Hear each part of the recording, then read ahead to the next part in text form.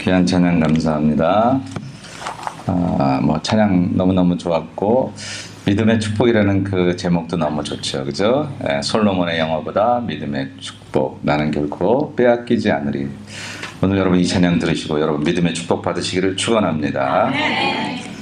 오늘은 사도행전 강의 40번째, 40번째 시간으로 안디옥 교회의 힘, 안디옥 교회의 힘, 이런 제목으로 하나님의 말씀을 같이 나누겠습니다. 먼저 우리 오늘의 요절 말씀 같이 봅니다. 시작. 안디옥 교회의 선지자들과 교사들이 있으니 곧 바나바와 니게르라 하는 시므온과 구레네 사람 루기오와 분봉왕 헤롯의 젖동생 마나엔과 및 사울이라. 아멘.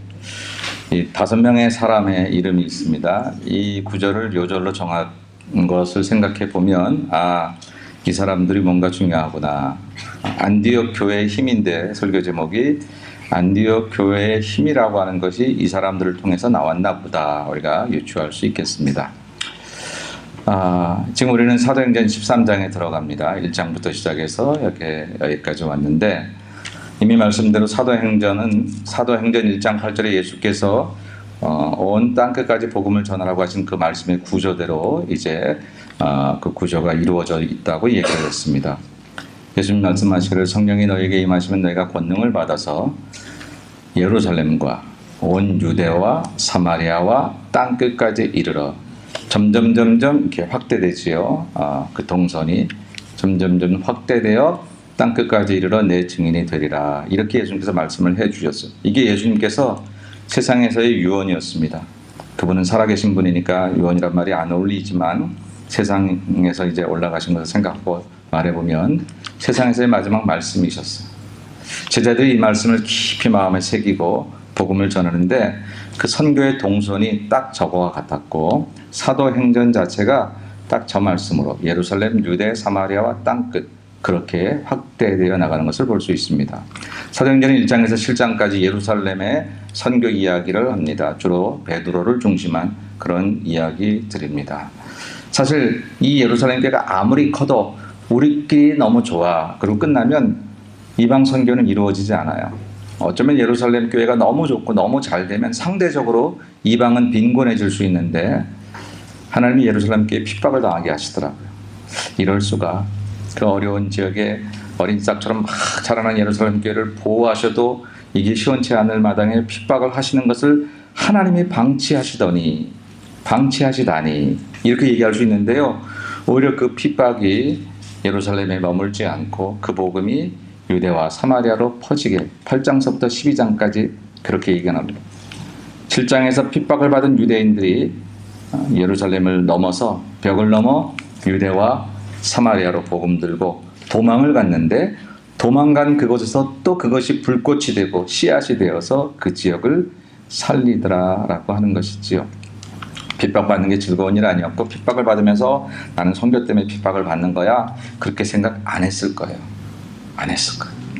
그러나 하나님의 역사가 모든 그런 인류와 또 모든 민족을 대상으로 진행할 때에 정말 예루살렘에서 자기들끼리 그냥 서로 사랑하고 좋아하고 우리 너무 좋아, 우리끼리 평생 살자 그러고 싶어하는 그들을 훈련소처럼 심하게 핍박하시더니 그것이 이제 선교의 방향이 되어서 유대와 사마리아로 그들이 이제 전도되고, 사마리아 지역은 주로 빌립 집사를 통해서 이제 전파되게 됩니다.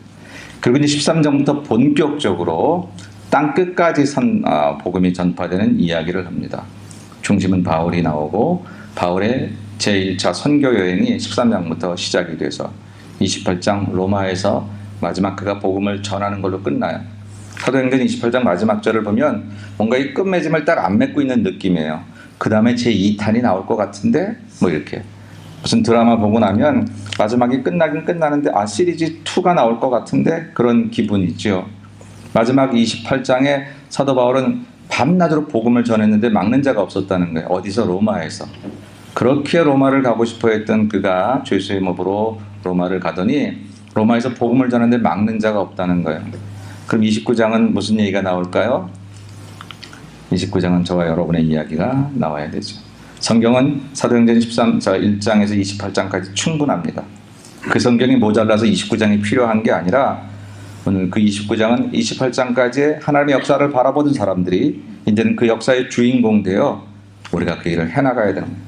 성경의 꿈을 바라보던 사람들이 이제는 내가 그 꿈의 주인공이 되고 실현자가 되어 또 다른 사람의 꿈이 되기 위하여 그 복음을 들고 나가는 것, 이것이 오늘 사도행전 29장을 우리가 써야 하는 모습이라고 하는 것입니다. 그런데 이 땅끝까지 복음이 전파되는 이 첫 출발이 어디냐면 안디옥 교회라고 하는 거예요. 안디옥 교회. 이게 참 놀라운 일이에요. 이 안디옥 교회가 어떤 조직과 제도와 어떤 힘을 가졌길래 이방 선교에게 큰 일을 할 수 있었는가? 사실요, 크기로 말하면 예루살렘 교회가 컸고 놀라운 기적적인 역사들이 일어나긴 했지만 예루살렘 교회는 이방 선교에 적합하지 않았어요. 철저한 유대인들로 구성된 사람들이기 때문에 그들이 예수님을 만났음에도 불구하고 이거 그래도 할례를 받아야 되는 거 아니야? 음식 먹을 때 어떻게 우리가 이방인들과 같이 식사를 할 수 있어? 이런 논쟁에 그들은 벽을 넘어설 수가 없었던 거예요. 규모도 컸고 능력도 많고 기사와 이적도 많이 일어났지만 그 벽을 넘지 못하는 예루살렘 교회로는 이방 선교가 적당하지 않았는데 이 안디옥 교회를 하나님이 들어 쓰셔서 놀라운 이방 선교, 오늘날 저와 여러분에게 이런 영적인 혜택이 주어지기까지 그 안디옥 교회를 사용하셨다라고 하는 것이죠.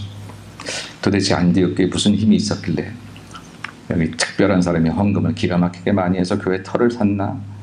아주 영특한 종교적인 천재가 있어서 조직적으로 선교를 잘해서 그렇게 됐나? 무엇이 있을까? 지금부터 살펴보며 이 안디옥 교회를 살펴보는 이유는 우리 교회를 돌아보기 위함입니다. 옛날에 이런 교회가 있었대. 감탄하고 즐거워하는 것, 그건 공부하는 거지. 우리는 공부하기 위해서 예수를 믿는 게 아니라 예수님처럼 살기 위해서 믿는 거니까 그 우리 교회는 어떻게 해야 하는데? 우리 교회의 힘은 어디에서 나와야 하는데? 오늘은 안디옥 교회를 한번 배워보자고요. 안디옥 교회가 가지고 있는 그 모습을 우리도 다 따라하면 그러면 그 힘을 가질 수 있으니 오늘 우리들의 모습을 돌아보는 마음으로 안디옥 교회를 같이 한번 돌아보도록 하겠습니다.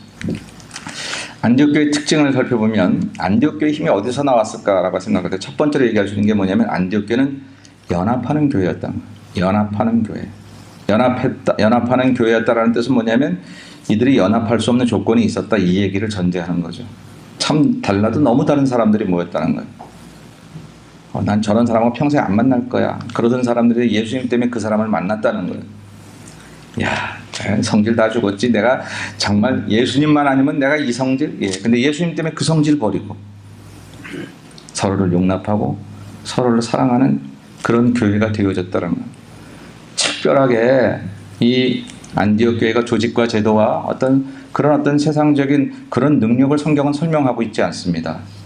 근데 13장에서 안디옥 교회를 얘기하고 이제 곧이어 바울을 이제 이방 선교자로 이제 보내면서 그러면서 1절에서 안디옥 교회 이런 사람들이 있었다 하는 것을 소개하는 정도예요.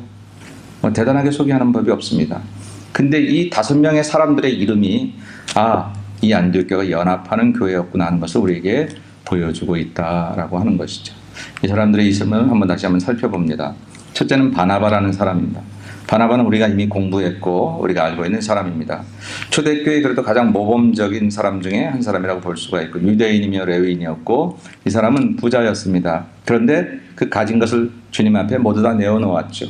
4장 마지막 절에서 바나바는 주님 앞에 자기의 모든 판돈을 내어놨고 5장에서는 아나니와 삽비라가 팔았는데 숨겨서 가져왔다가 성령을 속였다 해서 죽었던 이야기들을 우리는 알고 있습니다. 그때 말씀드렸습니다만 단순히 이게 돈을 다 바쳤다 덜 바쳤다 차원이 아니라고 했습니다.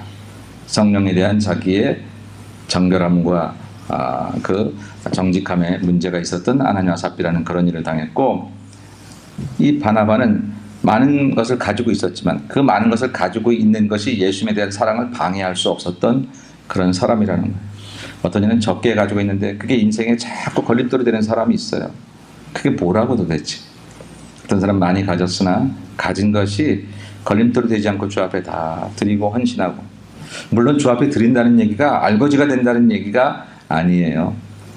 여러분 경제적으로 생각하면 더 좋은 것을 어떤 비전이나 계획이 있으면 가진 것을 가지고 투자하잖아요.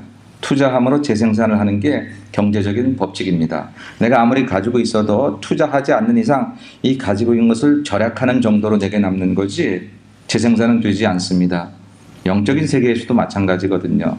내가 물질을 드리거나 내 건강을 드리거나 내 시간을 들여서 하나님의 나라의 영적 재생산을 이룰 수 있다는 비전을 가진 사람은 그것들이 아깝거나 그것들이 문제가 되지 아니하지만 영적인 세계가 눈에 보이지 않는데 어떻게 내 물질을, 어떻게 내 시간을 그렇게 드릴 수가 있겠어요? 안 보이는데 뭘 보여야 드리지. 바나바는 그게 보였던 사람입니다. 그래서 자기의 가진 것을 다 드렸다고 하는 얘기를 성경은 바나바를 화려하게 장식하지 않으면서 짧게 보도하고 있습니다. 뿐만 아니라 바나바의 별명이 권위자, 권위 있는 그 권위 말고 위로하는 사람, 그런 뜻이라고 그랬어요. 위로하는 사람, 그 사람 만나면 낙심했던 사람이 갑자기 살만 나는 사람, 그 사람 만나면 인생이 허무하다고 느꼈던 사람이 인생 살만한 거라고 생각되는 사람, 참 아름다운 사람입니다. 우리가 아는 대로 성경의 가장 큰 인물 가운데가 사도 바울인데, 사도 바울이 예수님을 핍박하던 사람이 다메섹에서 예수님 만나서 오히려 예수님을 전하는 사람이 되었잖아요. 근데 그렇게 큰 변화가 있었지만 예루살렘 사도들이 그것을 믿어주지 않았어. 거짓말이지. 네가 그렇게 예수를 핍박하더니 이제 그 예수를 믿는다고? 믿을 수 없어. 보통 일반 교인들도 말할 것도 없고 예루살렘의 예수님의 12제자들도 그것을 믿지 않았을 그때에 바나바가 바로 그 바울을 데리고, 성경은 그때 이름을 이제 사울이라고 얘기하죠. 오늘도 사울이라고 나오지만 그를 데리고 사도들에게 가서 차분차분 강력하게 진실하게 설명을 합니다. 설득합니다. 근데 사도들이 그 얘기를 듣고 설득을 당하는 거예요. 바나바의 말이라면 신뢰할 만하구나. 듣고 보니까 그렇구나. 당신이 보증을 선다면, 당신이 그렇게 믿는다면 우리도 똑같은 마음을 갖겠다고. 얼마나 바나바가 신실했으면 이 중대한 문제에 있어서 바나바 한 사람의 이야기를 듣고 그 교회를 핍박하던 그 사람을 예루살렘 교회 공동체로, 더군다나 이방 선교를 위한 안디옥 교회에 파송하는 선교사로 보낼 수 있었을까요? 바나바는 참 대단히 아름답고 귀한 사람임에 틀림이 없습니다. 그러나 안디옥 교회는 이런 사람만 있었던 게 아닙니다. 두 번째 나오는 인물은 니게르라 하는 시므온. 니게르라고 하는 말은 그 라틴 말로 블랙, 흑인이라고 하는 말입니다. 영어의 니그로라는 말이 바로 이 니게르에서 나왔던 그런 말입니다. 그러니까 블랙이에요. 아프리카 출신의 흑인입니다. 지금도 그래서는 안 되지만 흑인에 대한 그런 선입견이 있고, 불과 얼마 전까지만 해도 미국은 저 특별히 남부나 이런 데서는 버스를 같이 타지도 않았고, 탔어도 앞에는 백인들 타고 뒤에는 흑인들 타고 뭐 그랬던 거.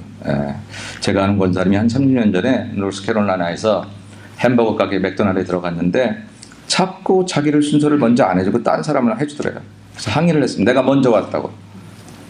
그랬더니 그 종업원이 한마디, white first. 제 발이 나빠서 무슨 소리죠? 뭐라고 했는지 모르지만 백인 먼저래요. 먼저 들어왔는데 30년 전에. 그러던 미국도 뭐 많이 달라지긴 했습니다. 지금도 그랬으니까 2000년 전은 말할 것도 없는 거예요. 저분이 개인적으로 예수를 믿어서 훌륭한 사람이 될 수는 있지만 교회의 지도자가 된다는 것은 참 어려운 일이었을 거예요. 그분 스스로도 어렵고 같이 일하는 리더 그룹도 어렵고 또 그 리더 그룹의 지도를 받아야 하는 교인들조차도 아니 우리가 지금 그렇게 말하면 안 되지만 아니 우리가 저 흑인의 지도를 받아야 된다고, 저 사람이 우리의 의사를 결정해야 된다고 그렇게 충분히 말할 수 있는 조건이 있었다라고. 근데 성경은 안디옥 교회를 얘기할 때 저 사람의 이름을 정확하게 얘기하고 있어요. 실제로 저 사람에 대해서 자세하게 나와 있지는 않습니다. 근데 안디옥 교회가 이렇게 다양한 리더의 계층이 있었다라고 하는 거죠. 세 번째 사람은 구레네 사람 루기오도 역시 북아프리카 출신의 그런 사람입니다. 왜 북아프리카 출신의 기독교인들이 많을까? 실제로 기독교인들이 많았어요. 여러분 아시는 대로 예수님 십자가 질 때 그 십자가 지시는 그 길을 그냥 따라갔던 구레네 사람 시몬, 얼떨결에 십자가 졌어요. 작정하고 진 것도 아니고 예수님 도와주려고 한 것도 아니고 속되게 표현하면 재수없게 걸려서 사형수의 형투를 자기가 대신 지는 거예요. 로마 병정이 지라고 하니까 어쩔 수 없이 지긴 졌어요. 근데 저 사람이 누군지 지금 그 AD 33년 예수님 십자가 지던 그때에 뭔가 센세이션을 일으켰던 한 젊은 선지자라는 얘기를 듣긴 들어서 구경 삼아 그 행렬에 끼었다가 정말로 재수없이 그 십자가를 졌는데 그 뒤로 그에게 변화가 일어나서 그는 예수 믿는 그리스도인이 되었고 그 집안과 그 지역을 다 복음화시키는 엄청난 역할을 하는 사람이 되었다고 하는 것이죠. 여러분 인생 살다가 다 내가 정확하게 분석하고 다 이해하고 다 아는 것만 우리 인생에 도움이 되지 않을 때가 있더라고요. 얼떨결에 한 것도 모르고 한 것도 아이 교회 가자고 하고 그렇게 아주 지겨워서 내 징그러워서 교회 왔네. 뭐 그래도 그렇게 왔다가도 복을 받을 수 있는 줄로 믿습니다. 그러니까 여러분 너무 인생에 있어서 그냥 내가 다 알아야만 한다고 생각하는 것은 오히려 교만이고 교만과 더불어서 어리석음일 수 있다는 거. 구레네 사람 그 지역의 사람들이 그렇게 이제 북아프리카 출신의 사람들이 많은 예수를 믿었다는 것은 바로 그런 이제 희생이 있었다는 것을 우리가 압니다. 어쨌든 이 루교에 대해서도 설왕설래 얘기는 있지만 크게 우리에게 부각된 건 없어요. 다만 북아프리카 출신의 사람들이라고 하는 것, 당시에 저 안디옥 교회의 리더 그룹에 서기는 적합하지 않은 인물이었다는 것은 확실하죠. 네 번째 인물은 뭐냐면 분봉왕 헤롯의 젖동생 마나엔이다.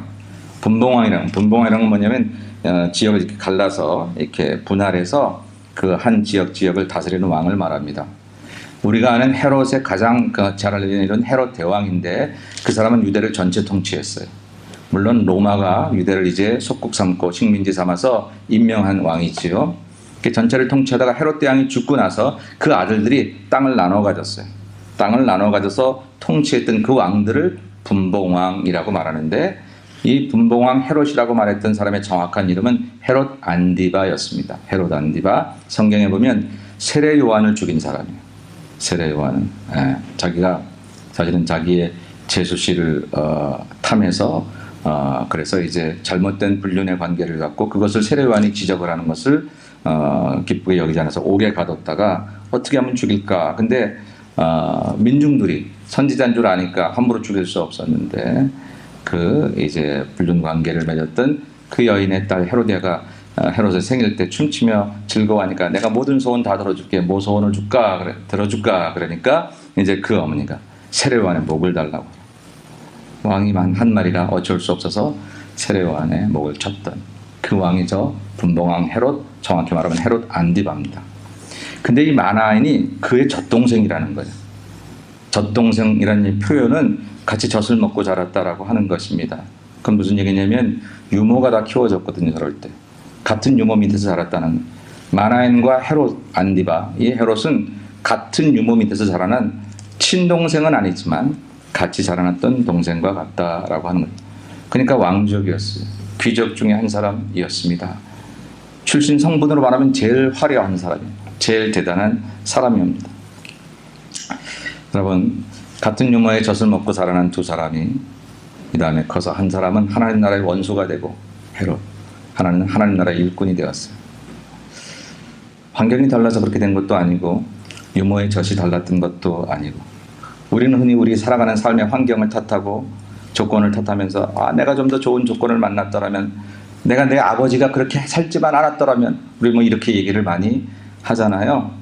근데 똑같은 유모의 젖을 먹고 자라났던 두 아이가 오랜 세월이 흘러 커서 한 아이는 하나님 나라의 원수가 되고 하나님 나라의 선지자를 죽이고 교회를 핍박하는 헤롯 안디바가 되고 한 사람은 하나님 나라 교회의 일꾼 되어서 저렇게 안디옥 교회 지도자로 이름을 올리는 그런 사람이 되었던 것을 우리가 본다면 사람의 인생이 정말 우리가 어느 길을 매 순간 결단하고 바로 판단을 걸어가는 것이 참 중요하다라는 생각을 하게 됩니다. 어쨌든 이 마나에는 왕족 시몬과 루교와도 어울리지도 않고 바나바하고도 그렇게 어울리지 않아요. 왜냐하면 이 헤롯의 젖동생인데 어쨌든 헤롯은 교회를 핍박하던 사람이고 그와 한 유모 밑에 자라난 사람이니까 동일하게 유대인 크리스천들에게는 적과 같은 사람인데 그 사람이 안디옥 교회 가서 지도자가 됐다는 거예요. 희한하고 놀라운 일이 지금 벌어지고 있습니다. 그리고 마지막 다섯 번째 이름은 사울, 우리가 알고 있는 사도 바울입니다. 사도 바울은 예수님 만나고 본격적으로 복음을 전하기 전에는 사울이라는 이름으로 소개됩니다. 어떤 이들은 변화바꿔서 이름을 바꿨다고 생각하지만 그게 아니라 사울이라는 이름은 히브리식 이름이고 바울이라는 이름은 헬라식 이름입니다. 이 바울은 유대인이었지만 다소라고 하는 길리기아 다소라고 하는 이방 지역에서 태어났습니다. 우리 미국에서 태어난 LA에서 태어난 이세들이 한국 이름도 가지고 있고 영어 이름도 가지고 있는 것처럼 이 유대인이었던 사울은 사울이라고 하는 히브리식 이름을 가졌지만 그 이방 지역에서 태어났기 때문에 바울이라는 그런 헬라식 이름을 가지고 있었던 거죠. 다만 성경이 그가 본격적으로 이방 선교를 시작하게 될 그때부터 바울이라는 이름을 사용하기를 시작했을 뿐이라고 하는 것입니다. 어쨌든 이 5명의 조합을 보십시오. 이 조합이 하나님께서 한 교회를 세우시고 이 교회를 이제 앞으로 세계 선교의 디딤돌로 쓰겠다라고 말씀하실 때 어울리는 조합인지, 이 사람들조차 이 5명이 함께 모이면 어떤 이야기가 통할지, 어떤 비전이 통할지, 어떤 마음이 통할지, 맨날 싸우고 자기 살아왔던 경험들 주장하고 내가 알고 있는 지식 주장하고 내 조국, 내 나라, 내 경험만을 주장하느라고 아마 맨날 부딪혀야 될 사람들이 아닐까요? 근데 희한하게 안디옥 교회에서 그런 얘기가 전혀 없어요. 성장하는 얘기만 나오고 있습니다. 그리고 안디옥 교회를 소개할 때 성경은 굳이 이 사람들만 있었던 건 아니겠지만 이렇게 다양한 사람들을 소개함으로 안디옥 교회가 가지고 있던 영적 파워를 이야기하고 있다는 것입니다. 교회의 힘은 조직과 제도에 있는 게 아닙니다. 조직과 제도는 더불어 따라오면 좋습니다. 그리고 좋은 조직과 제도는 이제 교회를 좀 더 유익하게 할 수 있는 힘이 되는 것은 분명하지만 그 근본적인 힘은 조직과 제도가 아니라 사람에게 있습니다. 근데 어떤 사람에게? 사람들이 연합할 때, 사람들이 마음을 열고 예수님 때문에 내 마음 내려놓고 저 사람을 받을 때, 사람들이 마음 내려놓고 예수님 때문에 미워할 수밖에 없는 사람들을 사랑하기 시작할 때 교회는 진짜 힘이 생기는 줄로 믿습니다. 예수말교회가 힘이 생겨져 이 복음을 이 LA 타운에 전해야 한다고 한다면 우리가 어디서 돈 많은 사람이 들어와서 헌금하는 거 좋지요. 가끔 바라기도 합니다. 근데 거기에 달려있는 거 아니고요. 조직과 제도를 기가 막히게 만들거나 거기에 달려있는 게 아니라 지금 있는 우리가, 지금 숫자가 모자란 게 아니에요. 저 5명이 해결을 했다고 한다면 지금 우리는 너무나도 충분합니다. 다만 우리 알고 있는 것, 내가 생각하는 모든 정의와 생각들, 개념들을 내려놓고 예수님을 중심으로 서로를 바라보기 시작하여 나와 다른 것이 험이거나 그 사람의 잘못이 아니라 나와 다른 것이 내게 없는 것을 채워주시려는 하나님의 계획이었다고 느껴지기 시작할 때 우리 예수마을교회는 놀라운 파워를 가지게 될 줄로 믿습니다. 교회는 서로 다른 것이 축복인 줄 알아야 돼요. 근데 실제적으로는 그렇지 않잖아요. 나는 기도를 조용하게 하는데 쥐 하고 소리 지르는 사람이 들어오기 시작하면 우리는 흥분하기 시작합니다. 하나님이 기가 먹었나 도대체. 저 사람은 왜 저렇게 소리를 지르는 거야? 라고 생각하지요. 그러나 여러분, 노래방 가서도 소리를 지르면서 여러분 노래방 가서 조용하게 계시나요? 같이 가보진 않았지만 약간 상상이 되는 사람들도 있어요. 어떻게 놀지. 소리를 지르면 놀 수 있잖아요. 세상 노래 부를 때도 흥겨워서 넥타이를 머리에 두르고 그렇게 노래할 수 있다면 우리도 그렇게 하나님의 노래를 그렇게 찬양하거나 기도할 때 소리를 좀 질러보면 어떨까요? 꼭 질러야만 다는 아니에요. 그러나 지르는 사람에 대해서 우리가 나쁘다고 규정할 필요는 없다라고 하는 것이지요. 서로 너무 다른 것이 흠이거나 잘못된 것이 아니라고 하는 것이죠. 여러분 옆에 있는 사람 한번 보세요. 여러분하고 똑같은지. 똑같으나요? 다르지요? 우리 집사람이 안 들어야 되는데 나 우리 집사람하고도 너무 다릅니다. 처음엔 다른 게 좋아서 결혼했죠. 그 사람도 나도. 근데 다른 게 불편할 때가 있더라고요. 지금도 우리 집사람이 다 만족하지 못하는 저의 모습이 있어요. 아마 포기했을지 모르겠습니다. 근데요, 서로 다른 게 내게 없는 것들을 하나님이 그 사람 통해서 주시려는 계획이었다고 생각하고 눈을 들어 다시 바라보면 사실은 나와 다른 그것 때문에 나에게 얼마나 유익한 일이 벌어지고 있는지를 여러분 깜짝 놀라 경험하게 될 줄로 믿습니다. 교회는 그런 것들을 주님을 통해서 서로 인정하기를 시작할 때 교회는 힘이 있는 거예요. 교회가 헌금이 많으면 물론 힘이 생깁니다. 사람이 많으면 맨파워가 생기니까 힘이 생기고 조직과 제도 다 좋습니다. 그러나 진짜 교회의 힘은 뭘까요? 사람이 하나님의 사람 되는 거예요. 교회 진짜 중요한 것은 자연인이 예수 만나서 크리스찬으로 바뀌어지는 게 진짜 교회가 돼야 될 일이라고 하면 그 사람들이 크리스찬 되고 예수님 만나서 전에 용서할 수 없던 사람들을 주의 이름으로 용서하기 시작하고 전에 그런 가치로 살지 않았던 사람들이 그 가치를 받아들이기 시작하고 그래서 우리가 서로 다른데 다른 그것들이 바로 나를 위한 다름이었음을 고백하며 서로를 맞아들이기 시작할 때 그 교회는 진짜 교회가 되는 줄로 믿습니다. 그 교회를 통해서 하나님이 일하시게 되는 거지요. 안디옥 교회는 바로 그런 교회였다는 거예요. 저렇게 다른 사람들이 함께 모여서 서로 다른 이야기를 하기 시작할 때 그 다른 이야기가 서로가 바더가 되지도 않을 뿐더러 그것 때문에 논쟁하느라고 시간 보내지 않고 회의하느라고 시간 보내지 않고, 놀라운 것은 저 두 사람 1번과 5번 바나바 사울을 선교사로 보내라 성령이 말씀하시니까 기도하고 금식하더니 바로 보냈다는 거예요. 아니 하나님 그럴 수 있습니까? 이제 안디옥교가 막 시작되는데 저 중요한 1번과 5번을 보내시면 우리 안디옥교는 어떻게 하라고, 그런 소리 하지도 않았어요. 그냥 우리 인간적인 눈으로 보면 제일 중요한 사람들만 골라서 보낸 것 같은데도 하나님께서 그 일을 행하시더라고요. 연합하는 교회, 마음을 같이 하는 교회. 제가 말씀을 전하면서 여러분 그렇게 생각을 해봤습니다. 한국교회는 안디옥교회에서 배울 수 있는 것들이 어떤 것이 있을까? 어떤 것을 연합해야 잘할 수 있을까라고 하는 것. 이 안디옥교회는 인종을 넘어섰습니다. 출신 신분을 넘어섰고 자신들의 생각과 자신들의 모든 개념들을 다 넘어섰어요. 한국교회가 잘 넘어서지 못하는 것들은 과연 무엇이 있을까? 한국교회가 잘 넘어서지 못하는 것은 자기 생각, 자기 감정, 자기 중심의 생각들을 잘 넘어서지 못해요. 우리 교회가 처음 시작할 때 제가 이제 아무도 없이 시작을 했으니까 그때 가운도 안 입었었고요. 예배 순서도 뭐 성령, 뭐 교동문 이게 전통적인 예배 순서를 하지 않고 찬송만 한 25분 하고 기도하고 바로 설교하고 끝냈어요. 어떤 이가 와서 이게 이단 아니네. 이단 아니네요. 어떻게 예배 중에 사도신경도 안 하고 뭐 성령도 안 하고 나와 다르면 이단 아니야? 이렇게 생각되는 사고, 그렇게 생각하는 사고 구조가 틀린 것. 예배 순서는 다양하게 그 복음의 본질이 변질되지 않는 한 바꿀 수 있는 거죠.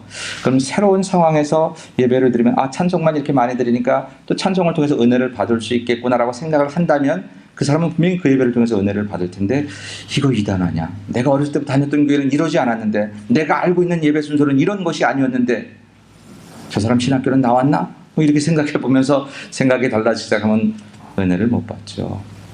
나와 다른 것이 문제라고 생각되는 사고를 우리가 좀 고쳐야 되지 않나.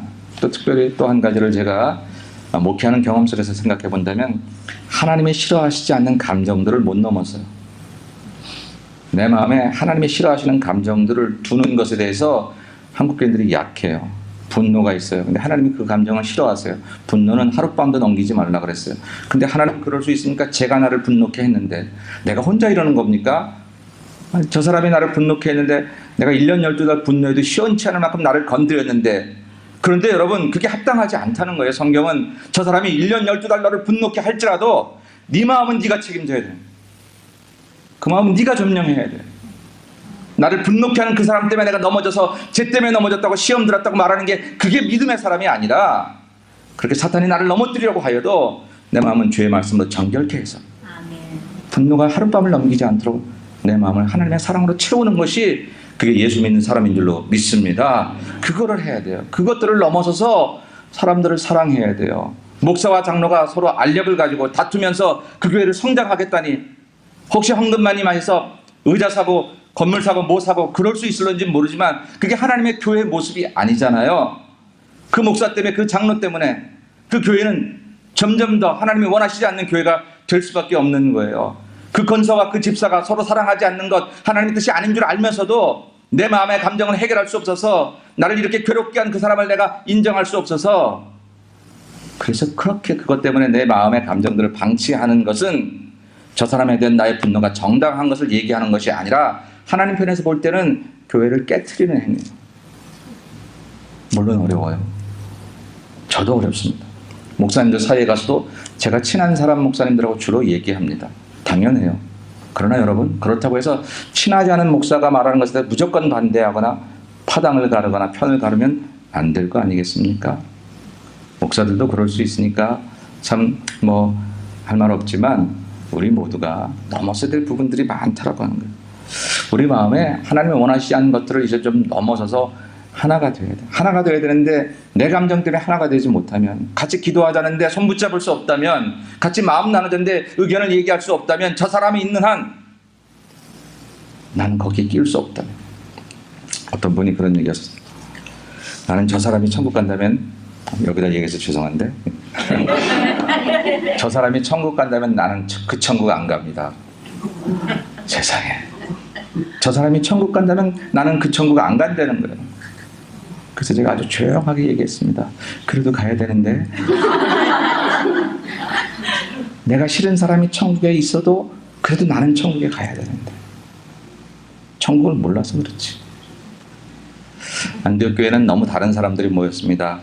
의견을 얘기하라면 서로 다른 의견들을 얘기할 수 있고 거기에 뭐 별의별 그런 백그라운드를 가지고 얘기할 수 있었으나 그런 분위기가 아니었어요. 연합하는 분위기. 연합하는. 사랑하는 여러분, 우리 예수마을교회가 정말로 이 땅에서 꼭 필요한 교회가 되고 우리끼리 즐거운 교회가 아니라 이 타운에 있는 한국 사람들에게 하나님의 복음을 전하는 그렇게 세워진 교회라고 믿으신다면 나와 다른 서로 다른 교인들에 대해서 험담하기를 중단하십시다. 우리 교회가 그렇다는 얘기 아니라 제가 본질을 얘기하는 것입니다. 지금 여러분들이 그렇다는 게 아니라 그런 일이 생기면 그냥 중단하십시다. 주의 일을 하다가 하나님이 원하시지 않는 감정이 들어서 불평불만이 생기면 차라리 손을 놓으십시다. 교회를 하지 않아서 그 일이 망가지더라도 괜찮습니다. 사람 망가지는 것보다 조직 망가지고 제도 망가지는 게 훨씬 더 고치기 쉬워요. 내 마음에 하나님이 원하시지 않는 것들이 채워지려고 할 때 우리는 그것이 병인 줄로 알고 그것을 넘어서야 하는 것입니다. 특별히 우리 공동체 속에서 서로 다른 우리들 때문에 생겨지는 일이라고 하면 여러분 서로 다른 건 절대 잘못이 아닙니다. 그 사람 나를 괴롭히려고 여기 와 있지 않습니다. 하나님이 살아계신 한 우리 모두의 연합을 통해서 더 좋은 것을 만드시기 위해서 그 사람 때문에 내가 더 기도해야 될 때가 있기는 해도 본질적으로 나를 위한 하나님의 계획과 선물이라고 믿어져야 그래야 안디옥 교회 가지고 있는 힘을 얻을 수 있다는 것이죠. 우리 예수님께 그런 교회가 될 줄로 믿습니다. 두 번째는요, 간단하게 두 번째, 세 번째를 말씀드리고 끝내겠습니다. 두 번째는요, 성령의 음성을 듣는 교회에서 주를 섬겨 금식할 때 성령이 이르시되, 성령이 누구한테 말씀하셔도 잘 보세요. 누구한테 말씀하셨어요? 내가 불러시키는 일을 위하여 바나바와 사울을 따로 세우라 하시니, 바나바에게 아닌 것 같아요. 시므온에게 아닌 것 같아요. 교회가 들었다는 얘기예요. 그럼 교회가 들었으면 다 같이 예배 드릴 때 들었나? 아니요. 성령이 말씀하시는 그 음성은 우리가 개인적으로 기도할 때 내 귓가에 들릴 때도 있고, 어떤 사람에게 환상으로 보여질 때도 있고, 또 우리 마음속에 하나님 말씀을 새겨질 때도 있지만, 회의할 때도 성령의 음성이 들려질 수 있어요. 예배 드릴 때도 성령의 음성이 들려질 때도 있고요. 회의를 했습니다. 자, 이런 일이 있는데 우리 어떻게 하면 좋을까? 멕시코에 이런 선교를 해야 되니까 어떻게 하면 좋을까? 내가 아는 한 성경은 이런 겁니다. 무슨 소리? 당신 성경은 옛날 거야. 성경은 이제 이런 거야. 라고 갈라지기 시작하면 성령의 음성이 아니라고 생각하시면 좋겠습니다. 근데 그것을 놓고 같이 더 기도하기 시작합니다. 하나님 성령의 음성을 듣기 원합니다.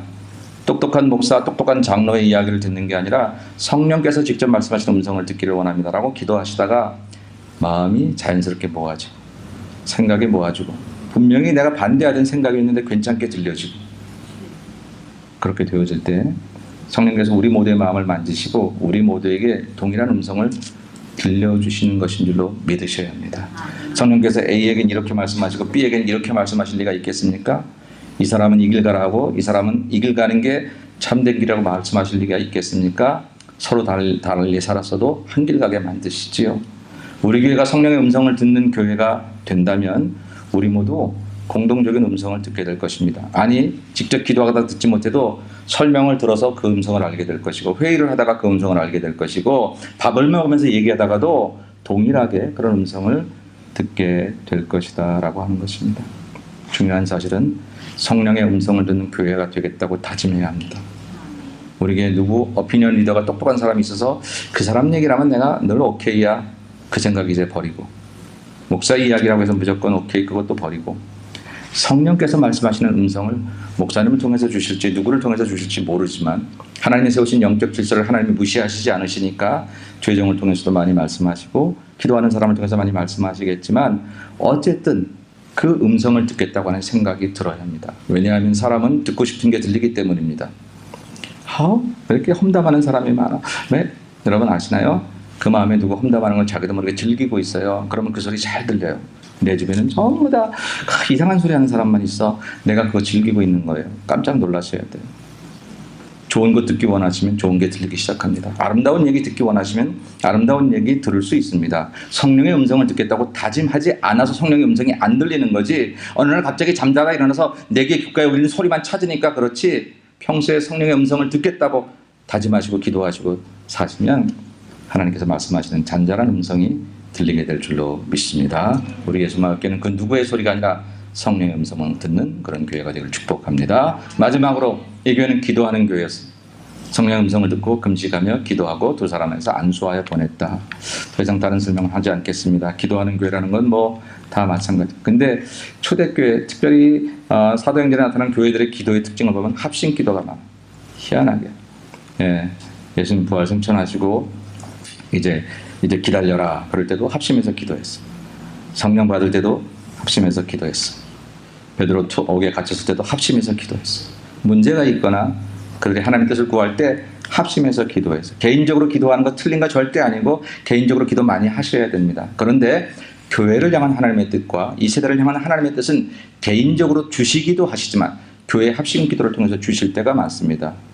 어느 한 사람의 탁월한 능력을 통해서 교회가 움직여지기는 그건 세상의 기업이지 교회가 아니기 때문에 하나님은 공동을 우리 마음속에 동일한 마음대로 주시기 원하시기 때문에 교회에서 합심하며 기도하며 마을에서 합심해서 기도하고 어떤 셀그룹에서 합심해서 기도할 때 하나님의 역사를 경험하는 경우가 많다는 사실을 기억해야 할 것입니다. 안디옥 교회는 성령의 음성을 듣기를 좋아하고 그리고 합심해서 기도하기를 좋아할 때 그 교회 조직과 제도에 대해서 성경이 얘기하고 있지 않지만 오늘날 전 세계 2000년 후에 전 세계 기독교 교회의 이방선교의 모체가 되는 첫 번째 교회로서의 역할을 감당하게 되었다라고 하는 것이죠. 예수마을교회 14년 전에 세웠습니다. 하나님이 세우셨습니다. 이제 내년 2월이면 15년 됩니다. 우리가 왜 여기 있어야 할까요? 우리가 타운에 있어야 하는 이유는 과연 무엇일까요? 그리고 우리는 여기에 있어서 어떤 힘을 가지고 우리는 세상을 향해 복음을 전할 수 있을까요? 오늘은 안디옥 교회를 통해서 바로 그 생각을 가져서 여러분 지금 우리로 충분해요. 지금 우리 있는 사람이 서로 사랑하고 하나님의 뜻을 이루고 용서할 수 없는데 사랑할 수 없는데 근데 그거 잘하면 하나님 사람 불려주시고 조직제도 보태주셔서 놀라운 일을 하게 하실 것이고 세상 소리보다 사람 소리보다 성령 음성 듣겠다고 다짐하는 사람들 많아지면 성령이 직접 말씀하실 것이고 혼자 기도하는 것도 잘하는 거지만 또 그 기도하는 사람이 연합하여 기도하고 합심해서 기도할 때 하나님의 크신 역사를 이 땅에 나타나는 교회가 될 줄로 믿습니다. 이런 교회를 향해서 우리 한번 힘차게 나가시기를 주님의 이름으로 간절히 축원합니다. 하나님 감사합니다. 안디옥 교회 아름다운 모습을 보면서 우리 예수마을교회도 그렇게 되기를 소원합니다. 주님 바라보고 주님 대장 따라서 함께 걸어가는 저희의 발걸음 공동의 마음을 가지고 시온성과 같은 교회를 아름답게 섬기는 우리 예수마을 교회가 되도록 축복하여 주옵소서. 예수님의 이름으로 기도 올려옵나이다. 아멘.